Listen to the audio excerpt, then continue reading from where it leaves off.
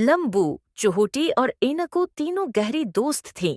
एक ही स्कूल, एक ही क्लास और तीनों पढ़ाई में अच्छी भी थीं। इनके पास एक और जिम्मेदारी भी थी।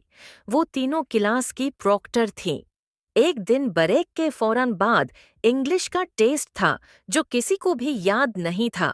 तीनों ने एक दूसरे की तरफ देखा और फौरन प्लान बनाया। लंबू बोली, हम प्रोक्टर हैं, किसी भी क्लास में जा सकते हैं। ऐनको ने कहा, हम जाकर कह देते हैं कि दूसरी क्लासेस में डिसिप्लिन देखने जा रहे हैं। चुहोटी ने सर हिलाकर इत्तेफाक किया, फिर कोई हम पर शक भी नहीं करेगा। तीनों झूठा बहाना बनाकर अपनी क्लास छोड़कर दूसरी क्लासों में चली गईं। मगर अफसोस, इनके चंद क्लास फिलोज ने इंग्लिश टीचर को शिकायत लगा दी कि तीनों टेस्ट से भाग गई हैं। टीचर नाराज हुए और सीधा प्रिंसिपल को इत्तला दी।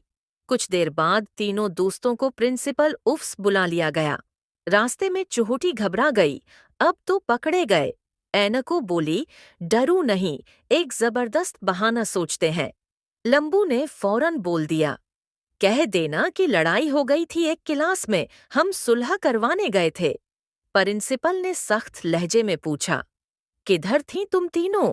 तीनों ने एक साथ कहा, सर, हमें पता चला कि 7वीं क्लास में लड़ाई हो गई है, हम वहीं सुलह करवाने गए थे।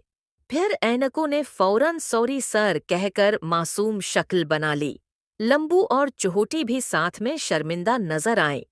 प्रिंसिपल ने सख्त नजर डाली, कुछ देर खामोश रही, फिर बोली, अच्छा, अगली बार ऐसा न हो। तीनों ने सर हिलाया, जैसे सबक सीख लिया हो, लेकिन जैसे ही बाहर निकले, हंसती हुई बोले, टेस्ट भी बच गया और डांट भी।